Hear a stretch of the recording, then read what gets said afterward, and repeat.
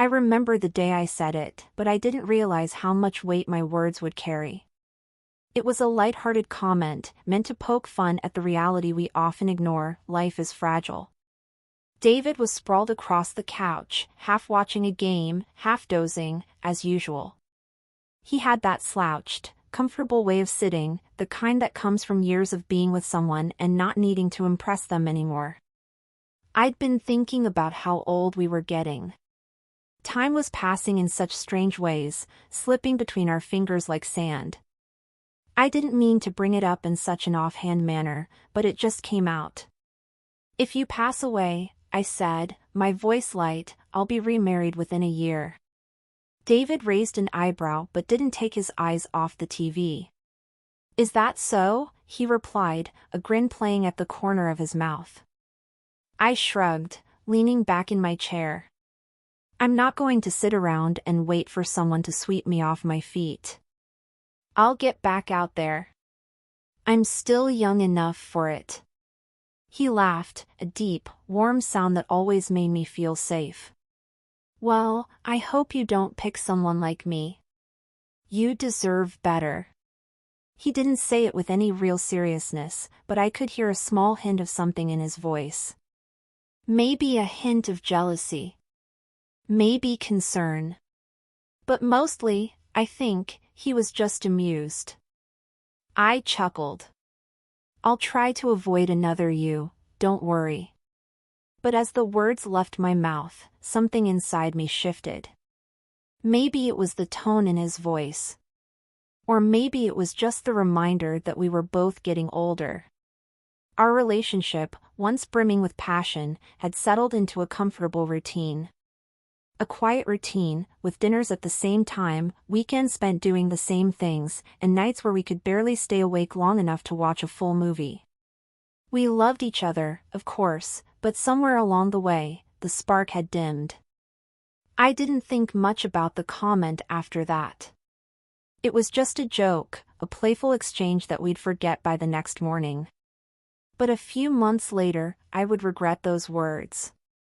Not because I was lying, I meant them in some twisted way, but because I never imagined how close I would be to losing him. Never imagined how quickly the world could change. David's death was sudden. One moment, he was sitting at the breakfast table, telling me about his plans for the weekend. The next, he was gone, just like that. A heart attack, they said. No warning, no build-up. He'd been healthy, or so it seemed. It was the kind of shock that left you numb, like the universe had slapped you across the face and said, you weren't paying attention. I remember the first few hours after the news. I couldn't stop staring at the phone, the one that had delivered the call from the hospital. I was shaking, but I couldn't process it. My mind kept circling back to that damn joke. The words I'd said so carelessly, like they were just part of an idle conversation. The words that suddenly felt like an omen, a cruel twist of fate. The funeral was a blur, a haze of people and condolences and hollow words. I stood there, surrounded by family, but I felt alone, like I was watching someone else's life unfold. I had no idea how to be a widow. It wasn't supposed to be this way. I wasn't supposed to be here, mourning the loss of a man I'd spent more than half my life with, and certainly not thinking about what came next. But of course, the world doesn't stop for grief. In fact, it seems to accelerate, as if time itself is mocking you. I had friends and family, well-meaning people who tried to comfort me, but they all had the same advice. You're still young. You'll meet someone new soon enough. Life goes on. Their voices were just background noise. I didn't want to hear it, but I heard it all the same. What no one told me was that moving on wasn't as easy as it sounded. It wasn't as simple as wiping the slate clean and starting fresh. I couldn't just erase the years I had spent with David, the memories, the love we'd shared. And, truth be told, I wasn't sure if I even wanted to. It was as though a part of me had died with him, and I wasn't sure how to bring it back. And then there was the pressure. The well-meaning comments from friends and family became suffocating. "You're still young. You'll be remarried in no time. It's good for you, really." As if my future was just waiting to be decided by someone else's timeline. But I wasn't ready. I wasn't sure I would ever be ready. The first few months were the hardest. I went through the motions, work, sleep, eat, but my heart wasn't in any of it. I wanted to cry, but I couldn't. I wanted to feel something other than this numb emptiness, but nothing came. It was like I was living in a dream, where everything was blurry and out of focus. And yet, as the weeks passed, there was a part of me that couldn't shake that comment I'd made to David. The words I'd said, as flippant as they were, had taken on a life of their own. I had no intention of remarrying within a year, but the world seemed to think that was the way it should go. If David were gone, my life had to move forward, didn't it? People expected me to get on with it, to move past the grief, to fill the void. But how do you do that when your world has been shattered? When you realize that the person you thought would always be there is suddenly gone, and you're left trying to piece together the fragments of a life that once made sense? The days after David's death blurred together. I didn't know how to handle the grief, how to be a widow.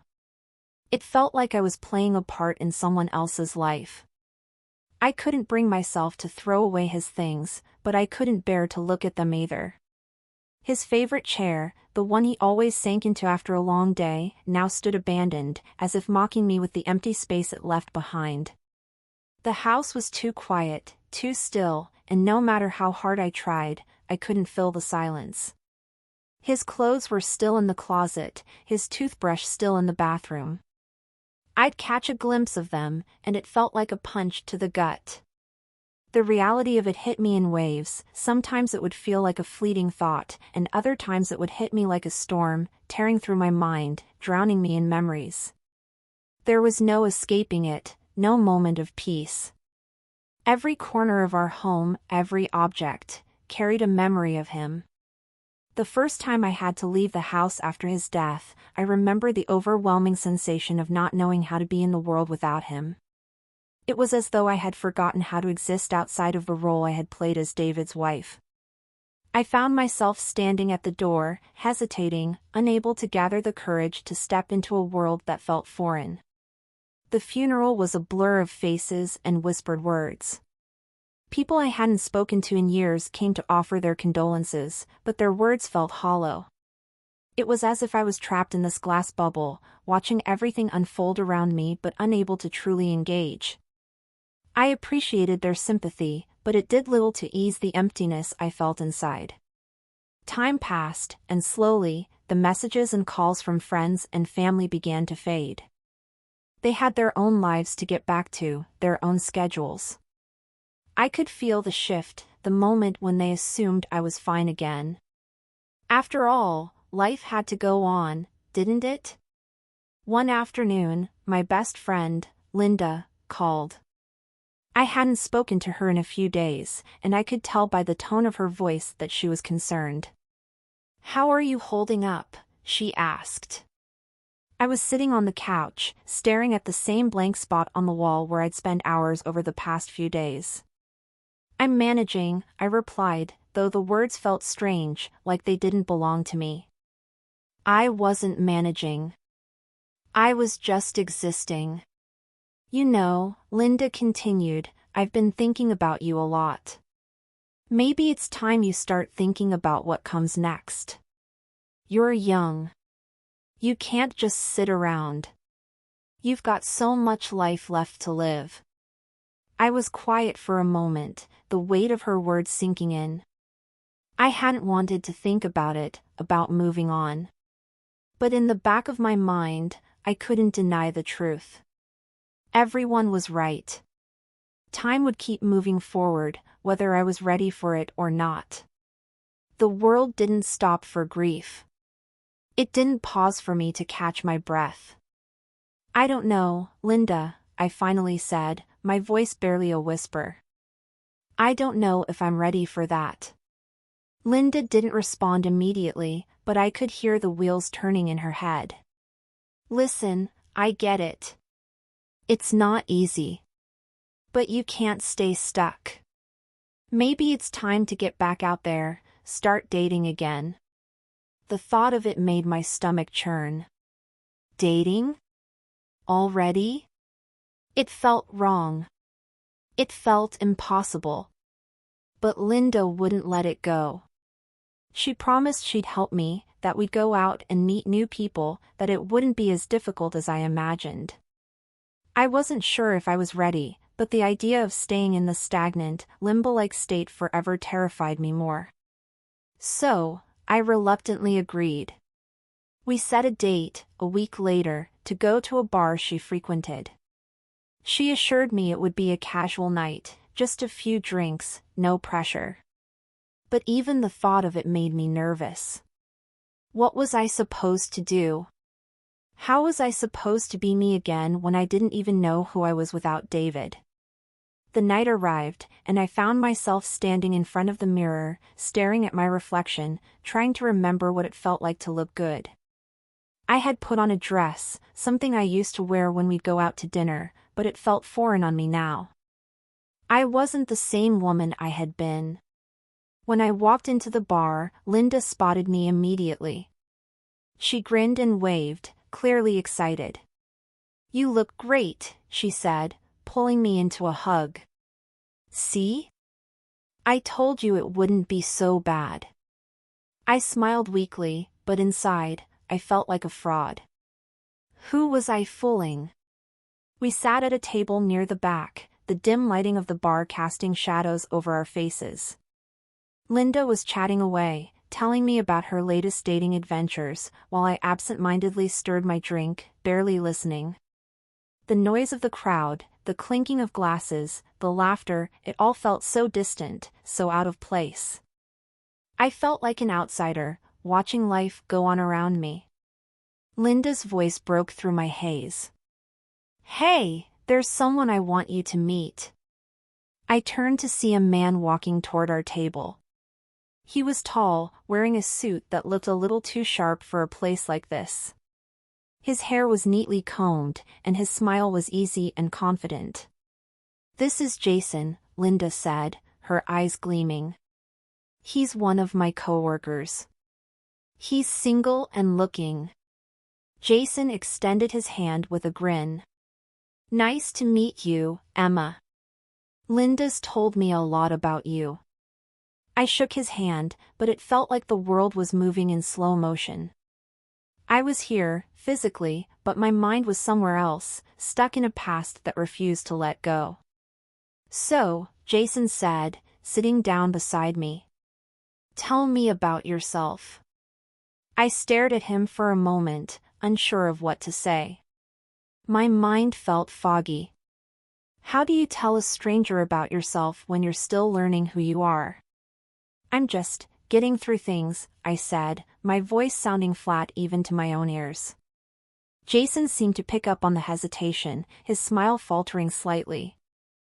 "I understand. It's hard, I know." But the words didn't comfort me. They only reminded me how much I still miss David. How much I wasn't ready for this.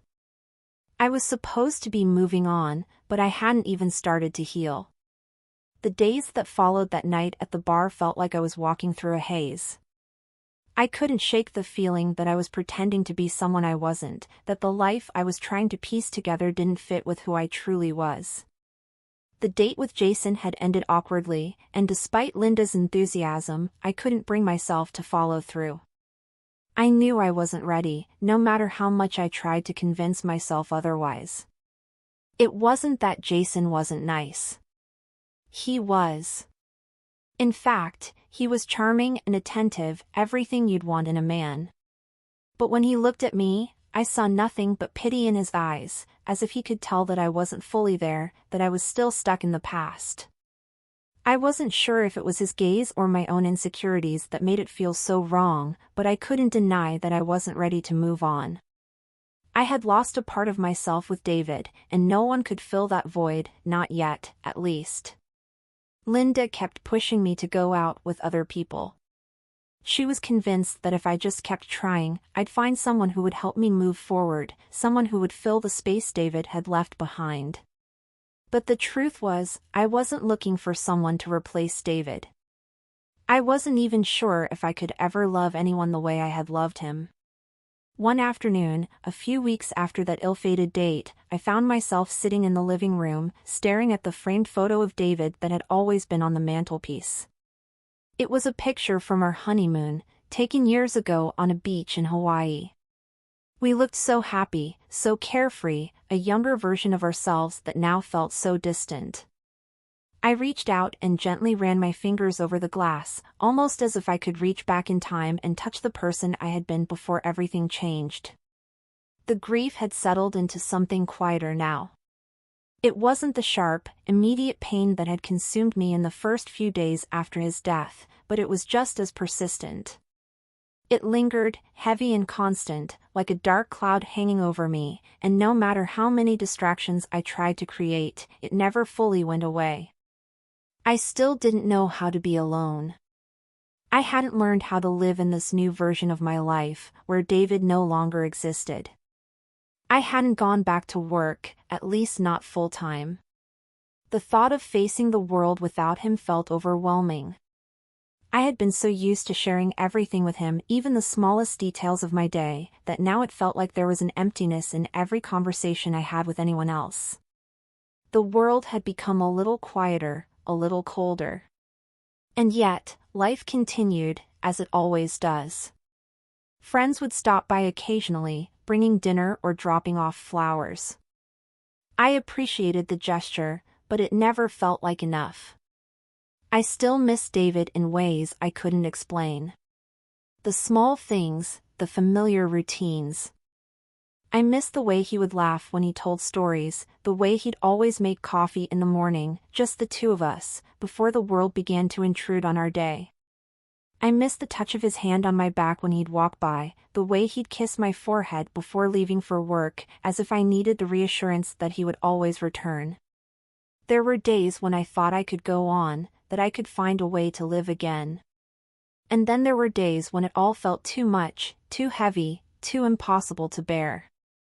I'd find myself walking through the house, looking at all the spaces that had once been shared and now felt like empty corners of a life that no longer existed. One evening, as I was sitting on the couch, scrolling through my phone mindlessly, I saw an old message from David. It was from a few weeks before his death, a text he had sent while I was out running errands. "Just wanted to say I love you," it read. Nothing extraordinary, just a simple note, but reading it now, after everything, it hit me harder than I expected. The finality of his absence was a punch to the gut, and for the first time in weeks, tears began to spill down my face. I hadn't cried in a while. I'd been holding it together, at least outwardly, but the truth was that I didn't know how to move forward. It felt as if I had forgotten how to live without him. There were moments when I was certain I could never love anyone again, and other times when I questioned whether it was even worth trying. I started to feel like I was suffocating, caught between the desire to remember and the need to let go. I wanted to hold on to everything about David, but I also knew that in doing so, I was holding myself captive in a life that was no longer mine. It was like I was living in the past, but the world kept moving forward around me, without me. That night, I decided I needed a change. Not a big one, but something to start the process of moving forward. I pulled out an old box of clothes from the back of my closet, the clothes I hadn't worn in years, and began sorting through them. There were dresses I used to love, shoes I had forgotten about, and scarves that had once belonged to my grandmother. As I went through them, I realized how much of my past I had locked away. How much I had allowed myself to become defined by the role of David's wife, by the person I had been with him. I wasn't that woman anymore. At least, I didn't think I was. I picked out a dress I hadn't worn in years, something I had worn to a dinner party with friends when we were still so young. It wasn't a fancy dress, but it held memories of a time when life felt simpler, when David and I were just starting out, and everything seemed full of promise. I stood in front of the mirror, looking at myself in the dress. It didn't fit the same way it once had, but that wasn't the point. The point was that I was doing something for myself, something that didn't revolve around my past. For the first time in weeks, I felt a small spark of something resembling hope. Maybe I could start rebuilding. Maybe I could figure out how to live again, even if it meant learning how to be alone first. As I stood there, looking at my reflection, I realized that moving on wasn't going to happen overnight. It wasn't about forgetting David or pretending like he never mattered. It was about finding a way to live with the loss, to honor the love we had shared, while still making room for the future. I didn't have all the answers, but I was beginning to think that maybe I didn't need them. Not yet. The following weeks passed in a blur, each day blending into the next with little distinction. I had become good at pretending to be fine, good at putting on a brave face when people asked how I was doing. The truth was, I was far from fine. I was lost in a fog of uncertainty, not sure of who I was without David, and unsure of who I could become. But I was trying to live, trying to make sense of the strange new reality I was now navigating. Linda had continued to encourage me to step back into the world of dating, even though every fiber of my being screamed that I wasn't ready. I hadn't told her the truth, not really. I hadn't told her how deeply it hurt to think about being with someone else, how the idea of it felt like betrayal. How could I move on when I still loved David with every part of myself? I didn't know if I was capable of loving anyone else, not in the same way. But Linda didn't give up. She invited me out to dinner one evening, insisting it was just a casual get-together. She had someone she wanted me to meet, an old friend of hers who had recently moved back to town. I agreed reluctantly, not wanting to disappoint her, but in my heart, I knew I wasn't ready. I had no idea what I was doing. When I arrived at the restaurant, I spotted Linda immediately. She was sitting at a small table near the window, a glass of wine in front of her. Her eyes lit up when she saw me. "Hey, you made it," she said, rising from her seat to give me a hug. "Of course," I replied, forcing a smile, though inside, I felt anything but joyful. My nerves were on edge. I couldn't shake the feeling that I was doing something wrong. That I was stepping into a role that didn't belong to me. Linda gestured to the man sitting across from her. "This is Ryan," she said. "He's been asking about you, and I thought it would be nice if you two could meet." I offered a polite smile and extended my hand to Ryan, who stood up and shook it firmly. He was tall, with dark hair and kind eyes. He looked at me with an easy smile, as if he wasn't aware of the turmoil I felt inside. He seemed nice enough, but the reality was, I wasn't ready for any of it. We sat down, and Linda began to ask me questions about how I was adjusting, what I'd been up to. I felt like a puppet on a string, going through the motions of a conversation while my mind wandered. Ryan occasionally joined in, offering his own thoughts, and I smiled at appropriate moments, but my mind kept drifting back to David. To what we had. To how it felt to lose him.